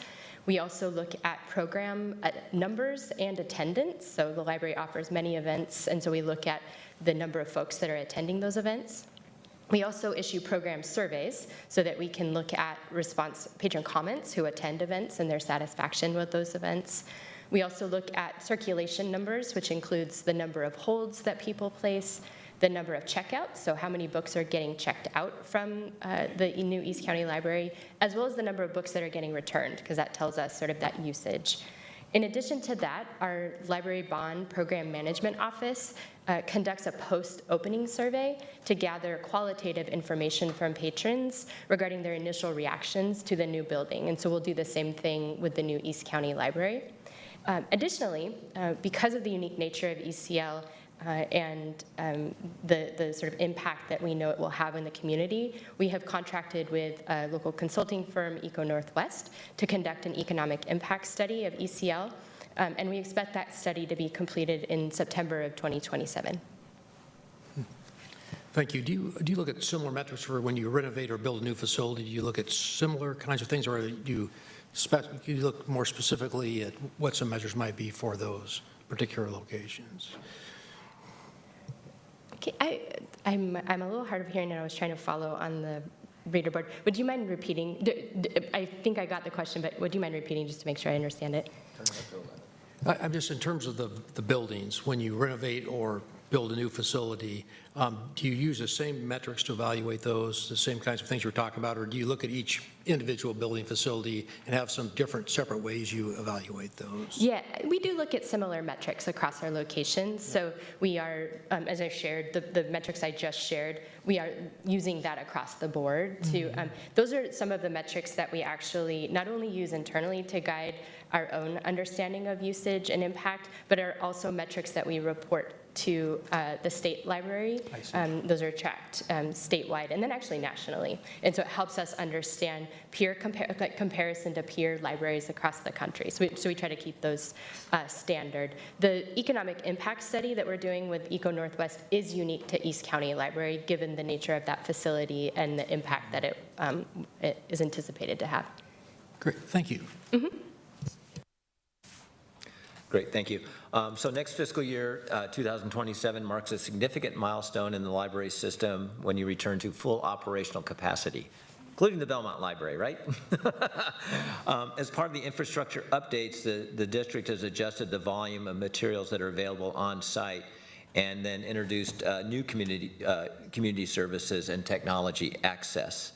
What has the community's response been so far, and has there been any kinds of trade-offs between traditional collections and these new amenities? It's a great question. So as you shared, our new libraries are really designed and built with the features and services that our community asked for. So they were designed with a lot of community input, and they really reflect that input and what we heard. So including the technology access community rooms, as well as the books and materials. So as you shared, the new modern library designs, they balance these new features, right, of providing space for people, place for convening, but also supporting a dynamic collection that meets the needs of patrons. So we have heard from a subset of library patrons who have shared dissatisfaction with the number of books, right, folks who want to browse and feel like dissatisfaction, with the sort of smaller collections in locations and that impacting their ability to browse books. And so that's mostly in the smaller locations that we've done refreshes at. where we've reduced shelving height to help with sightlines, but that has also impacted, right, the number of books on the shelves and locations. So I will share that that is a subset of patrons. We have heard that, but I think we've also seen a huge impact in terms of engagement and use of our new spaces, people that are really enjoying the new features as well. So I'll give you a few examples of that. In terms of where we've heard that and what we've heard. So we are, like I said, we do the post-opening survey where we get information from patrons about their reaction to the buildings. And so while we have heard some feedback about the reduced collections, we've also heard a lot of positive feedback about the new amenities. Additionally, we've looked at door count in our new buildings, and we've seen a tremendous increase, particularly in the buildings that are new or expanded. In fact, like Albina, for example, has seen door count quadruple since opening a much larger space for the community. We've also seen our community room usage just exponentially expand, right? And that's a lot about the number of community rooms, going from, in most cases, one community room to now multiple in our locations. So that's been really exciting to see. We also are seeing an increase in the rise in demand for collection materials. So when the pandemic, of course, impacted people's access of library materials, particularly physical materials, but we've been continuing to see an increase year over year in that usage and access of our collections. So in the most recent year-end fiscal year 2025, we saw a circulation of over 17.6 million items, which is tremendous. And we are forecasted for FY27 to see 18 million in circulation. So on average, it's important to know that 1/3 of our library collection is checked out and in circulation at any given time. The other thing I wanted to emphasize in this is that as part of the Library Capital Bond, last year we implemented a new system called Intelligent Materials Management System, or IMS. And that's an innovative technological solution that helps us provide a more responsive collection. So it ensures that our materials that are on the shelf are strategically positioned across locations to most effectively meet the demand of patrons in that location. So I'll give you an example. Let's say at Hollywood Library, cookbooks are really popular and you can't keep them on the shelf. The IMS system tells our staff at our operations center to send more cookbooks over to Hollywood to fill those shelves, right? So it's more responsive to the demand of the people who are using the collections in each of the locations. And then that also in turn helps patrons find materials easier and then makes it easier to restock and fill the shelves quicker and get holds out to people faster. This is a little bit of a non sequitur question around that. I just recently read, and I think it might have been about the Multnomah County Library System, ebooks are very expensive to purchase. I think like over $100 or some amount, and that's sort of restricted your ability to provide that kind of material. Is there any, is that become a barrier for the library system to be able to offer more? It is certainly a huge driver of our costs for our overall collection budget, and it's something that we have to manage very closely and carefully. Multnomah County Library is actually one of the most used digital collections in the nation, if you look at our overall circulation. So at fiscal year 2025, the most recent year end, we saw 71% of our circulation as digital and 29% print. And because of the costs of ebooks and the different models that each vendor distributor uses in terms of costs for ebooks, it makes it challenging and difficult for us to manage those costs, right, over time. It's different than a print book. And so it is something that we are in conversations about in our industry and the profession, both at the state library level and the national level, to understand options for leveraging the sort of unified power of libraries to navigate potential solutions with publishers and vendors. But it is a challenging and complicated issue for us. I don't know, Kate, if you want to add anything. Yeah. Yeah, I would just add that, as part of our prior year, or current year fiscal 26 budget, one of the changes that we made in order to balance the current year budget was to change the number of simultaneous ebook holds that a patron can have from 20 down to 10. And as Annie was kind of talking about the complicated sort of contracts and sort of relationships that are managing that ebook content on the back end. There's also these frameworks that sort of internally suggest if you have X number of copies on hold, then we'll buy, Y number of copies, to have for patrons. And so we're managing that sort of like those hold numbers. And so that was part of our balancing strategy last year. And we haven't really gotten a whole lot in the way of complaints or anything like that about that. But those are some of the sort of more creative strategies that we're trying to take in order to manage that really high demand for digital content, but the challenging cost increases that we're seeing. Are the publishers sympathetic to the cost, and they try to participate in that? It's great marketing for them, right, to get their books out. Yeah, I mean, I think I was just at the Public Library Association conference in April and spoke with both some publishers as well as aggregators that provide the e-content, and both are sympathetic, right, and they understand the challenges that we face, and they face their own challenges, right? Publishers also have lean margins, and they have to think about their own sort of costs and making sure authors are equitably paid and all of that, right? So I think there's an understanding of the issues and different approaches happening in terms of how to address it. So there are states, for example, that have introduced legislation to help control at the state level, and then there's various, like I said, discussions taking place around sort of other methods of bringing legislative solutions to address the challenge, but it really is a shared challenge, and we're all navigating it. And I think we're all doing our best to advocate for our needs while thinking about the complexity of the challenge. So yeah. The budget mentions operational adjustments to substitute staffing spending plans. We understand you launched a new substitute staffing team in January of this year to handle day-of callouts. Can you share a little more about how this works, and how effective has this team been in reducing service disruptions compared to previous years? Yeah, so we launched the substitute staffing team in January, so January 2026, and the way that it operates is we have those team members that are located at 4 libraries across the county. Those are Central, now East County Library, Albina Library, and Hillsdale Libraries. So those staff are located, that's their home base, but then they're sort of dispatched to locations that need staffing support on any given day. And so we have developed the training for those staff as well as workflows around how those staff are dispatched to those locations, and so that's underway right now. We have seen that this model has proven effective in providing adequate staffing coverage since its implementation, and we've successfully prevented full closures or limited door-only service as a result of having this team. So since it was implemented in January and through April, I'm going to provide some numbers.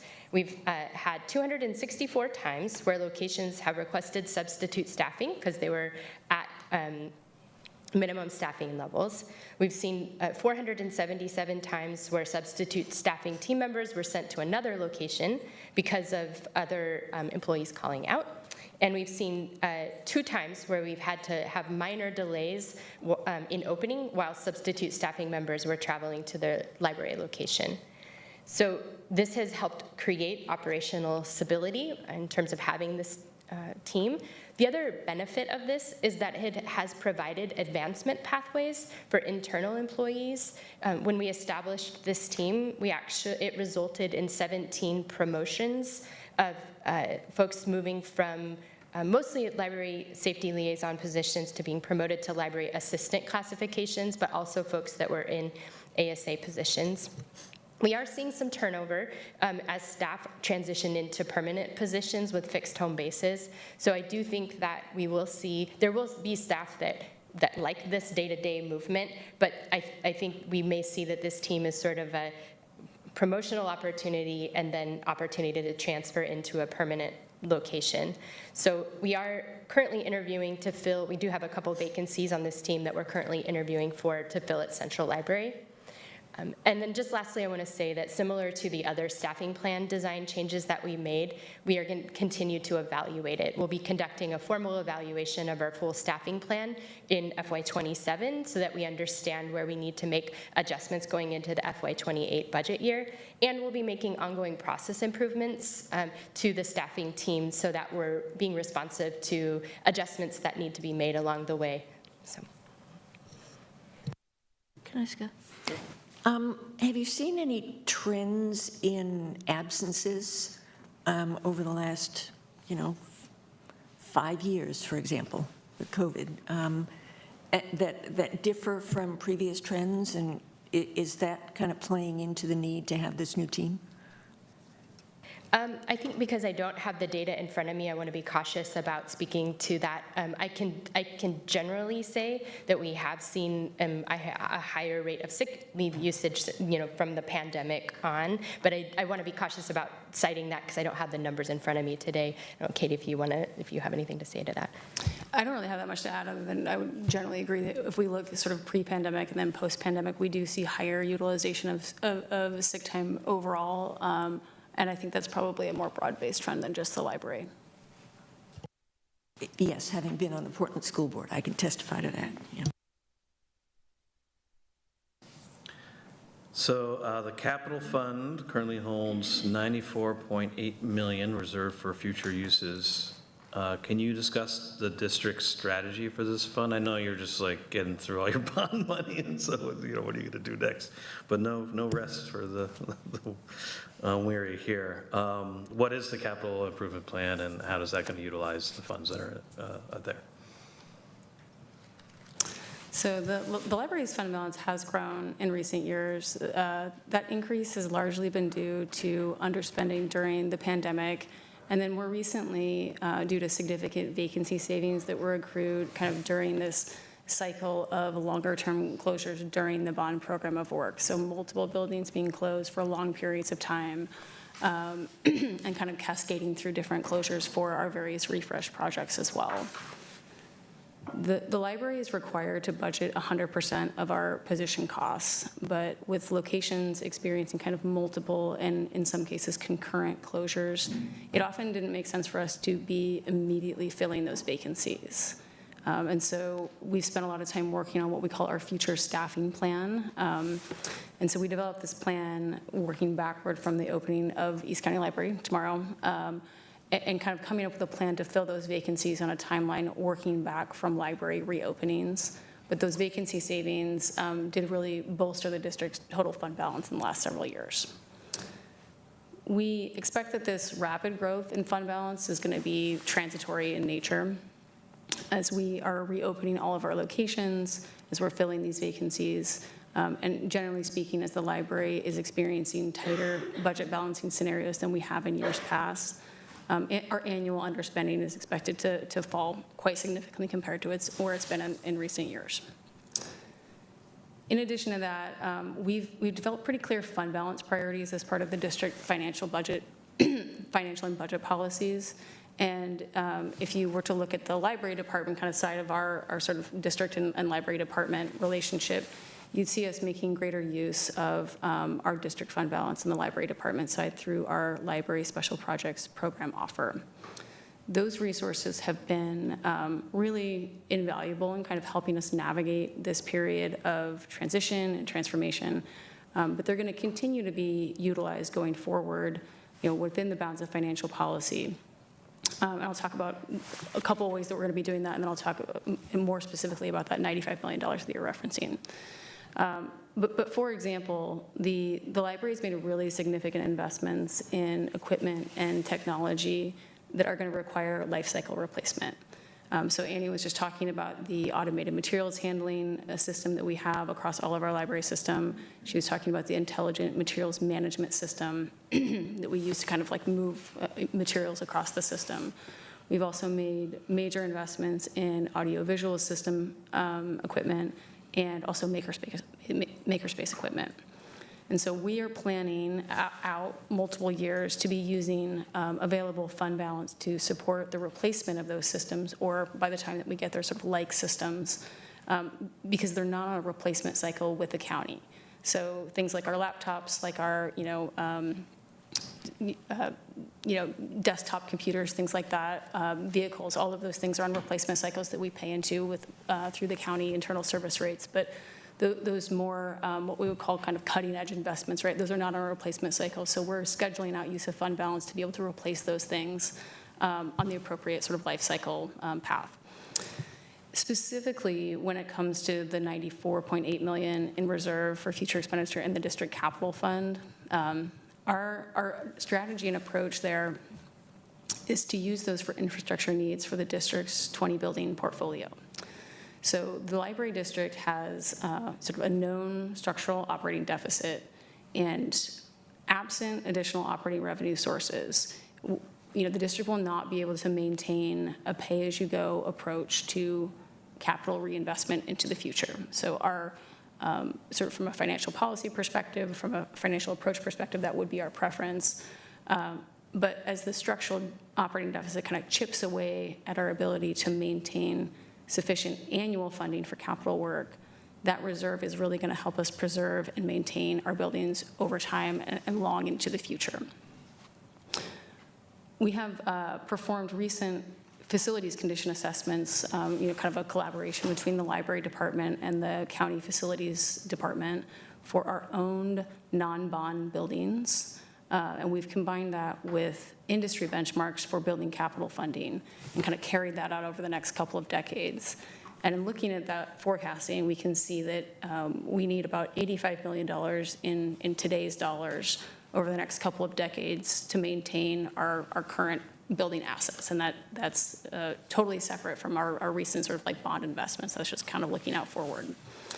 And the majority of that is for Central Library in particular.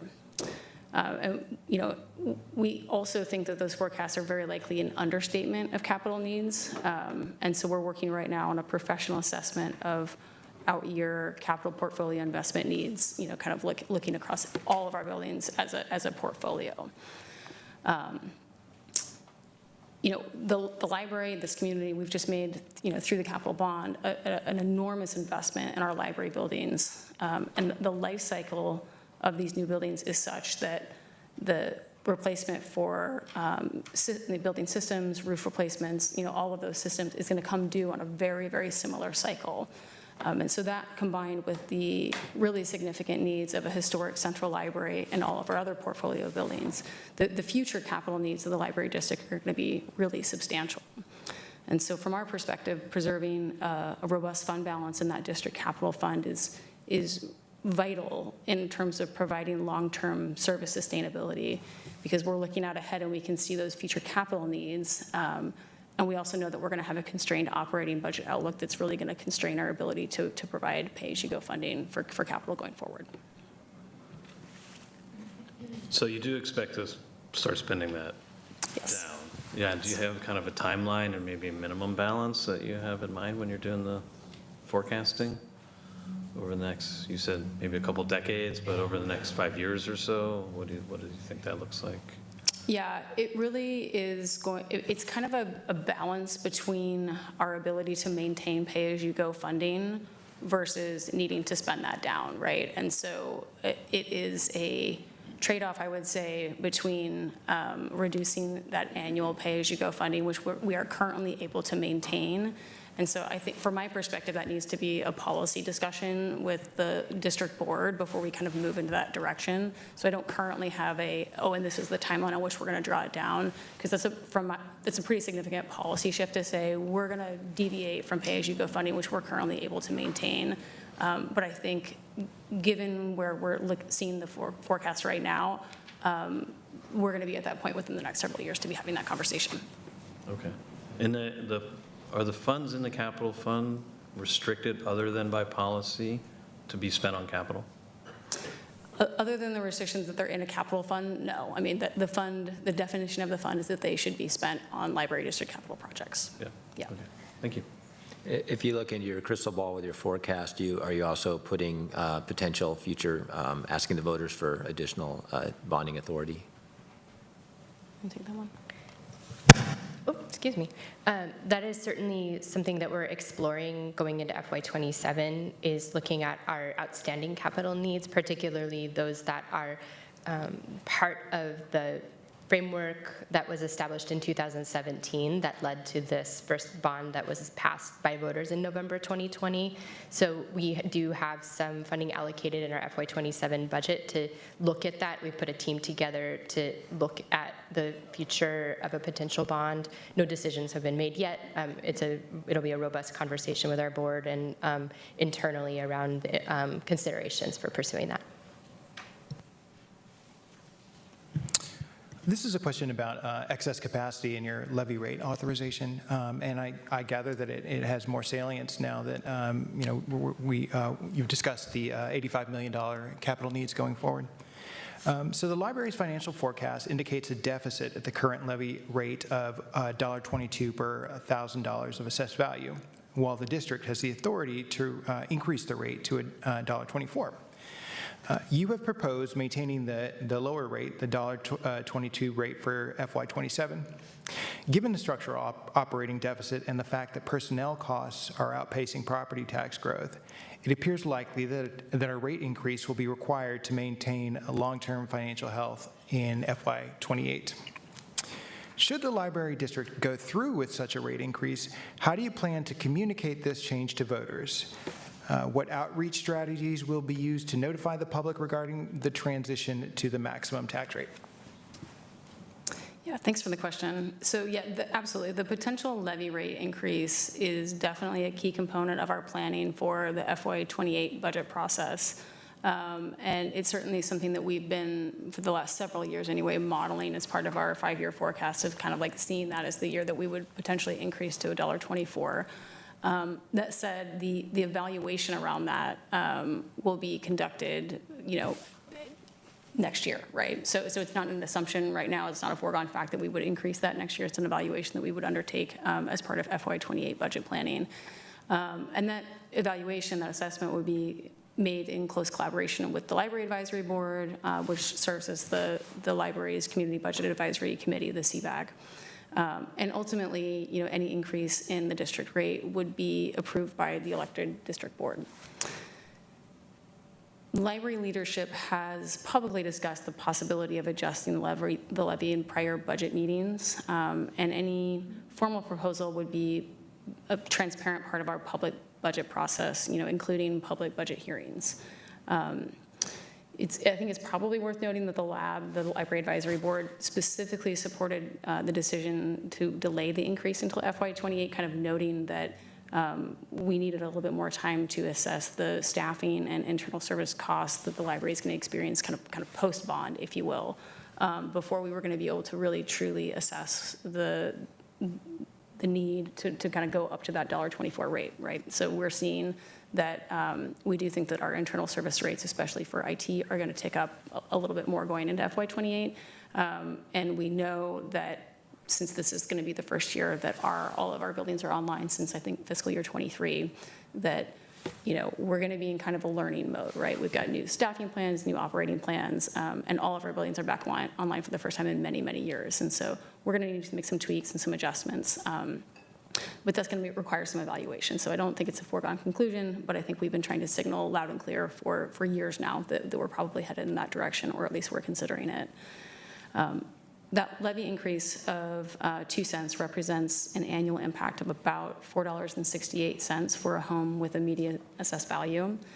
And so determining what kind of appropriate community engagement is going to be an important step in that overall planning process, because we really want to make sure that any changes to the levy rate are made with a really clear understanding of community impact and our fiscal responsibility. And I think that's all going to be kind of part and parcel to the FY28 budget development process.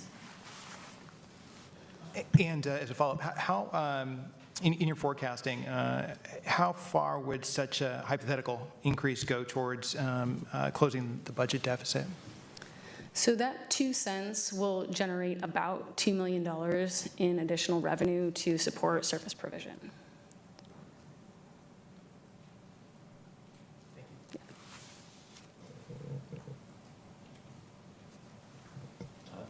Thank you. So the library is reducing operating expenses by about $2 million, including operational adjustments to security at the central library. And the budget message also lists prioritizing safety and security as a key component of your budget balancing. And I know we talked about the PICs last year. I'd like you to maybe work that into your response, person in charge, excuse me. Can you share more information about how those cost reductions were realized without sacrificing safety and security? Yeah, thank you for the question. So as the library shared in our budget transmittal letter and our division narratives, we were able to find reduction options to meet our deficit in the areas of digital collections, travel, training, materials and supplies, and other opportunities. And as you note, another budget balancing measure was to transition Central Library's overnight security, the posted security, and alarm monitoring to our Security Operations Center, using the Multnomah County Security Operations Center, using the enhanced building alarm functionality and the existing patrol services. Using existing resources, those existing patrol services would have allowed the library to reduce overnight contracted security at Central Library, where we see very, very minimal incident occurrence, but still meet our operational needs. And we did that. We made those decisions utilizing data that's provided by our workplace security team, who tracks incidents reported by intercon officers who are posted overnight at Central. But in light of overnight patrol changes at the county level in the county budget, we're currently assessing our ability to reallocate the savings from those patrol reductions to library-specific patrols to cover the highest priority locations, including Central Library. And so we do feel confident that we're meeting the needs of the sort of highest priority times when we see the needs for that security coverage and having that patrol response. So I just want to note a few things in addition to what I just shared, which is that safety security continues to be a top priority for the library, and in particular at Central Library. Since last year, we have implemented a number of enhancements to address our security needs, in particular at Central.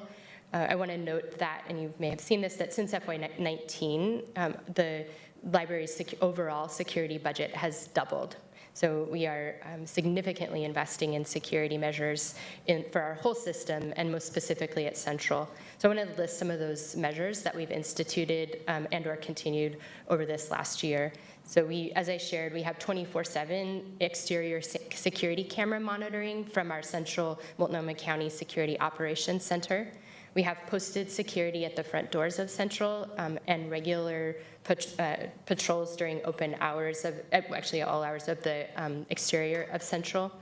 We also, in this last year, limited Wi-Fi access on the exterior of Central at the recommendation of Portland Police Bureau due to activity occurring on the exterior. We also increased exterior building maintenance, so we increased the frequency of pressure washing and trash removal to help with overall appearance. We also updated and put more prominent rules signage on the exterior of the building. We, earlier this year, also stood up an operations team that includes leadership from the city, county, and library leadership to help collaborate and coordinate around security needs at Central. Additionally, earlier this year in September, 4D Recovery started doing street-based outreach around the surrounding blocks outside of Central Library, which has been very successful in helping to connect folks with services. We also conducted engagement and continued to communicate and engage with local businesses that surround Central Library. We recently installed vapor sensors. It's called Zeptiv, a system that can detect vapor in library restrooms, so that it allows us to know if there is drug use or vapor from illicit drugs or even vape products in our library restrooms. That has been proven to be very effective, and so we did it as a pilot in several of the restrooms at Central and have made the decision to install those in all library restrooms, and we are utilizing bond funding to do that installation.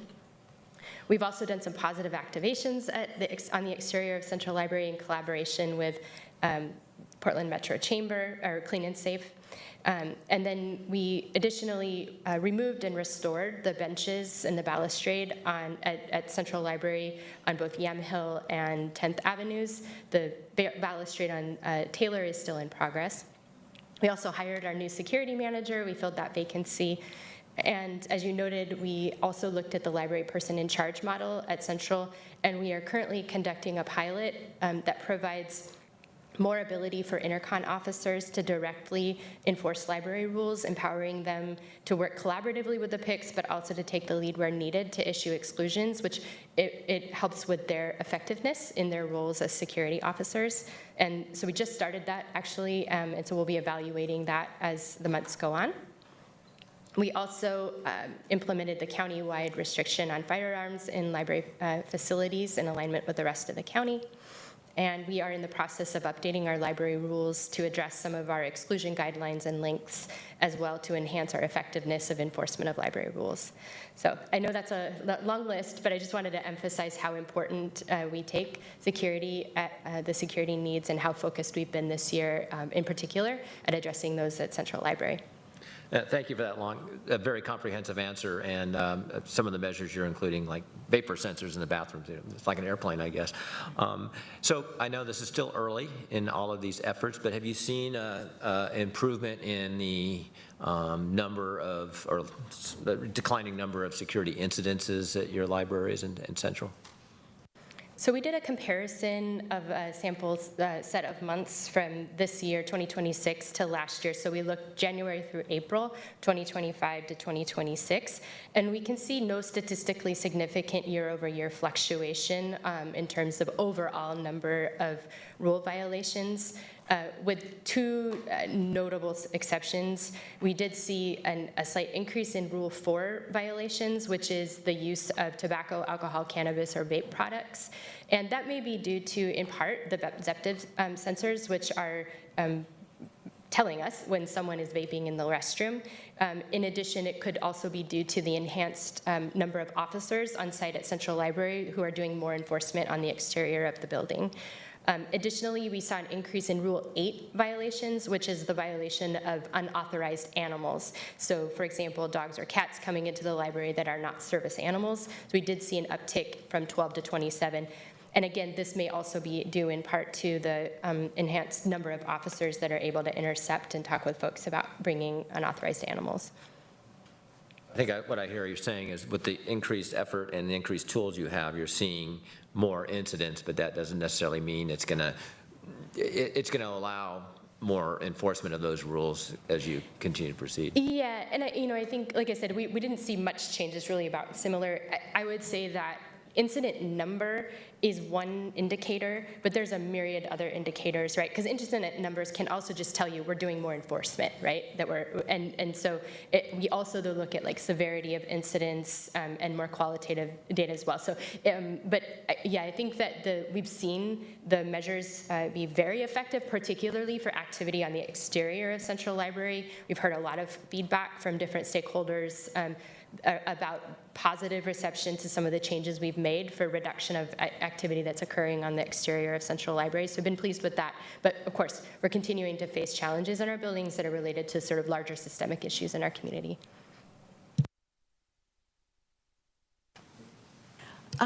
Two questions. Can you give some sense of the security situation in the branch libraries?